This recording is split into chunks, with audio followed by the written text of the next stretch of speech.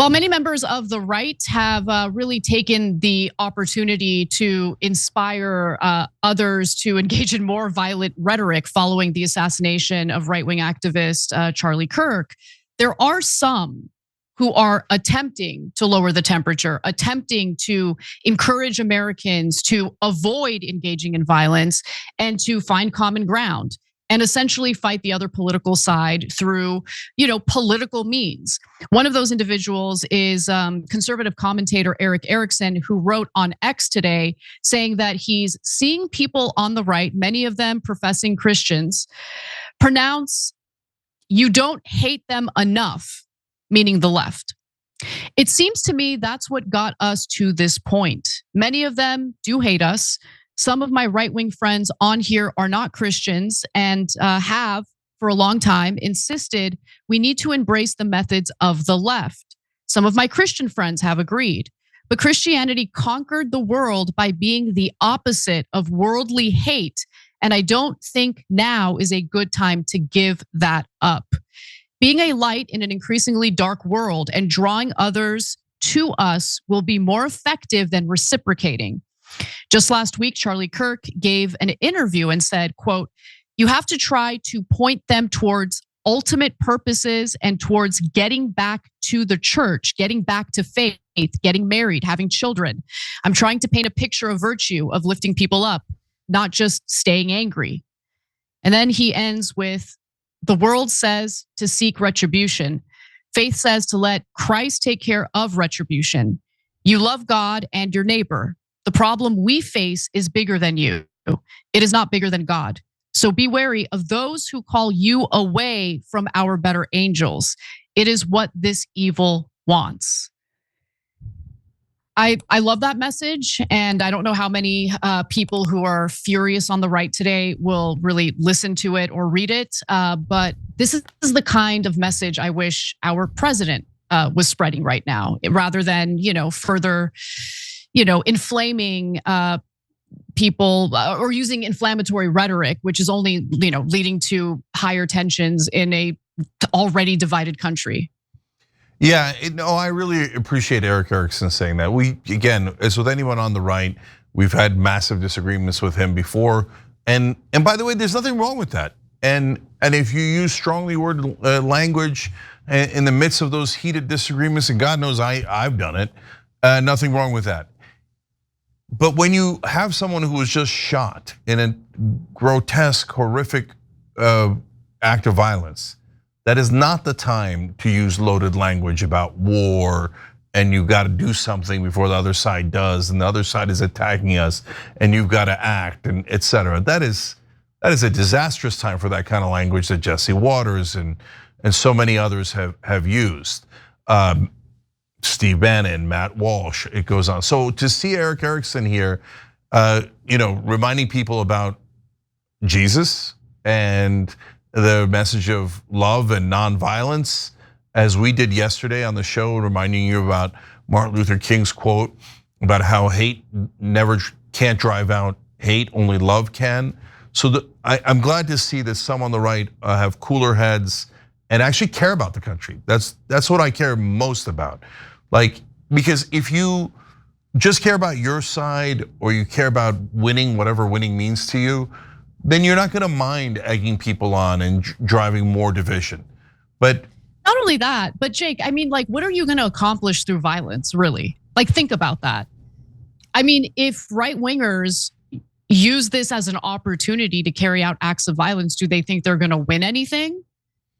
I don't think they're gonna win a damn thing. Any violence that's been carried out has not led to political successes in this country. So Erik Erikson, I think by putting out a message like this shows that he actually cares about his political side. And by the way, that also applies to the left. What are you gonna accomplish with violence? So we don't know that this person was on the left because now it's super strange that he hasn't been caught, right? But so if they caught him right away and he was a rando, then almost certainly he would have been on the left, you would imagine, right? But since they haven't caught him, it's a weird situation. But it doesn't matter because other people on the left have done violence.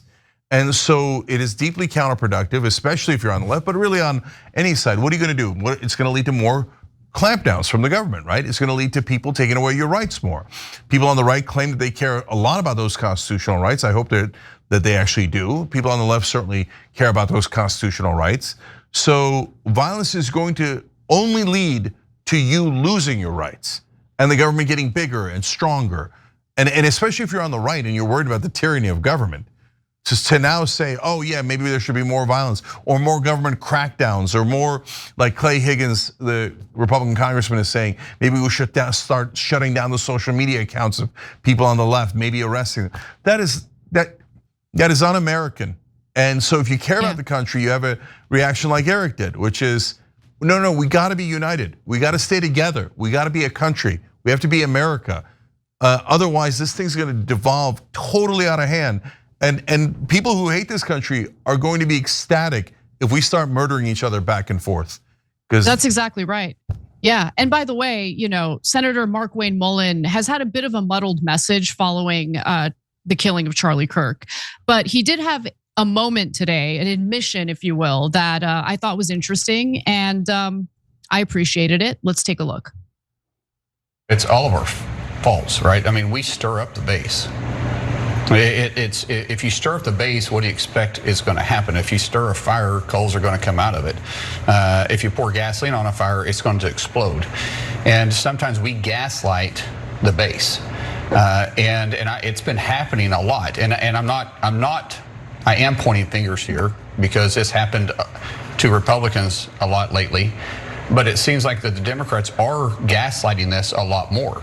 And it goes from calling the president a dictator, from saying that that we are Nazis, that it's been an attack on Christian values. You see it across campuses, that you either agree with us or you're the enemy.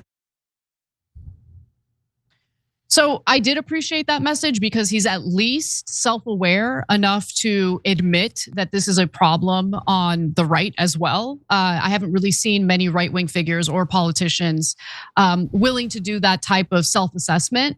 And I think the self-assessment is important to do on both sides of the political aisle. Let me be clear about that. The one thing that I do take issue with, though, is as a political analyst or pundit, you are well within your rights to be strongly critical of a public figure's, political acts, political views. The difference is your rhetoric inciting violence? Are you targeting people and through your rhetoric, through your vitriol, inciting violence?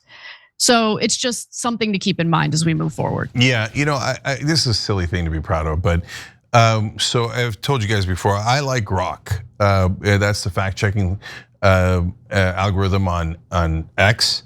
And somebody asked her, oh yeah, well hasn't Cenk Uygur and the Young Turks also used violent rhetoric? And Grok was like, no, they are constantly preaching nonviolence on their show. No matter which side. And I was like, yes, because that's true. I love that there's an AI out there that scours 60,000 or 100,000 videos, whatever we have online, and goes, nope, it checks. For 20 straight years, we've been preaching nonviolence. Violence is never the answer. Every time you ring the bell below, an angel gets his wings.